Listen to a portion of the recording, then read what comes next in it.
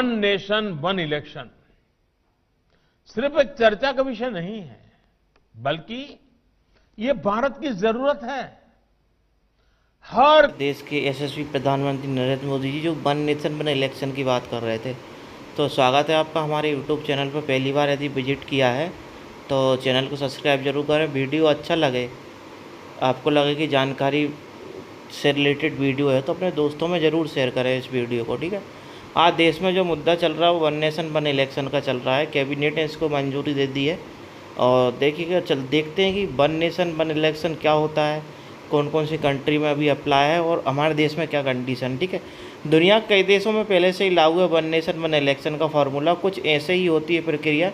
भारत में 1951 से लेकर 1967 के बीच हर 5 साल में लोकसभा तथा सभी राज्यों की विधानसभाओं के चुनाव एक साथ होते थे। देश में मतदान होने साल 1952, 1957, 1962 और 1967 में केंद्र राज्यों के साथ एक साथ मतदान किया था। पहले जो हमारे देश में इलेक्शन होते थे वो एक साथ होते थे। राज्य सरकार और केंद्र सरकार का चुनाव जो था एक साथ किया जाता। पर 1968, 1969 पूरी तरह से इसको समाप्त कर दिया है।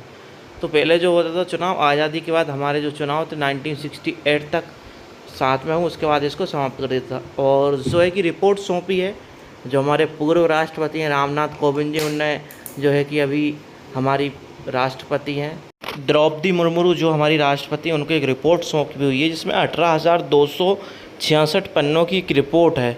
इस रिपोर्ट में जो है कि भारत के सभी राज्यों के मुख्यमंत्री, राज्यपाल, उसके अलावा आला अधिकारी, इनसे इस वन नेशन वन इलेक्शन पर राय ली गई है कि यदि ये पॉलिसी हम लेके आते हैं तो इसके बेनिफिट क्या रहेंगे।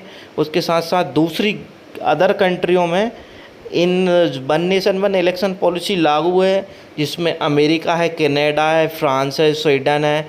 बड़ी बड़ी कंट्री में भी ये जो है one nation one election policy है। यदि हमारे भारत में आती है तो क्या चुनौतियाँ रहेंगी, क्या बेनिफिट रहेंगे, ये इन सारी चीज़ों की जो रिपोर्ट है वो हमारे भूतपूर्व राष्ट्रपति और जो करंट के राष्ट्रपति हैं माननीय द्रौपदी जी मुर्मू, उनको सौंपी हुई है, ठीक है। यदि वन नेशन वन इलेक्शन की पॉलिसी अप्रूव होती है तो कुछ चुनौतियों का सामना करना पड़ेगा कि उस टाइम पे सीआरपीएफ की गैदरिंग ज़्यादा रहेगी। उसके साथ आला अधिकारी जो हैं उनको बड़े लेवल पर जो है कि सरकार को एक तरीके से व्यवस्थित करना पड़ेगा, क्योंकि चुनाव आयोग के पास खुद की अपनी एक यूनिट नहीं है। यूनिट मीन्स कि अधिकारी नहीं है जो एक साथ इतने बड़े चुनाव को कंडक्ट करा सकें, ठीक है। One nation one election policy other देशों में अपनाई जा रही है और हमारे देश में भी संभव है कि आने वाले टाइम में ये बिल है जो अप्रूव हो जाए, ठीक है। देखते हैं कौन से जो प्रमुख देश हैं उन्होंने one nation one election policy अपनाई है।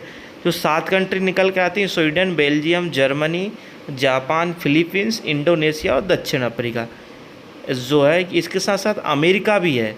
अमेरिका में one nation one election policy, तो जो सक्षम और एक तरीके से अपनी कंट्री को आगे बढ़ाने के लिए वन नेशन वन इलेक्शन बहुत ज़रूरी है। इसमें अमेरिका में राष्ट्रपति, कांग्रेस और सीनेट के लिए चुनाव हर 4 साल में एक निश्चित तारीख पर होते हैं और अभी अमेरिका में जो है कि चुनाव आने वाले हैं, ठीक है।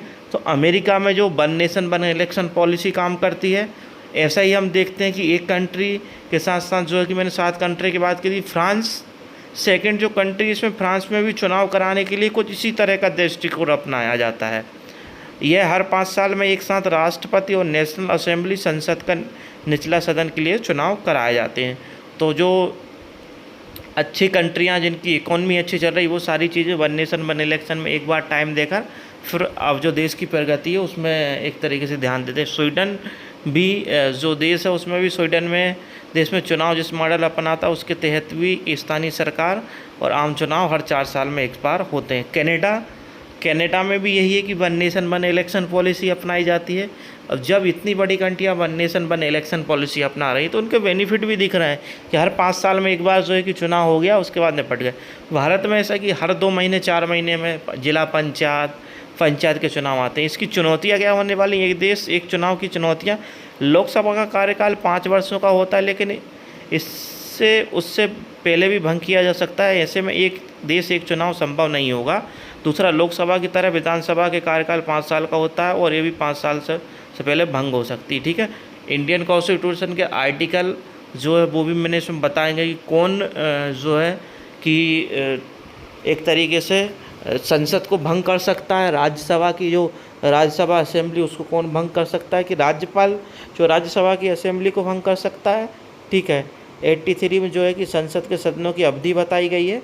उसके अलावा 173 अनुच्छेद उसमें राज्य के विधानसभाओं की और 85 में संसद के सत्र के विघटन के बारे में बताया गया है। ठीक है, और जो है कि आर्टिकल 174 में राज्य के विधानसभा के मंडल के सत्रावास के विघटन के बारे में बताया गया है। ठीक है, ये इंडियन कॉन्स्टिट्यूशन में भी प्रावधान है। ठीक है, आई होप कि आपको वीडियो अच्छा लगा हो। वीडियो अच्छा लगा हो तो अपने दोस्तों में ज़रूर शेयर करें, व्हाट्सएप ग्रुप में ज़रूर शेयर करें और ऐसे ही लॉ से रिलेटेड जानकारी के लिए लीगल टॉप से जुड़े रहें। खुश रहें, ध्यान रखें अपना। जय हिंद।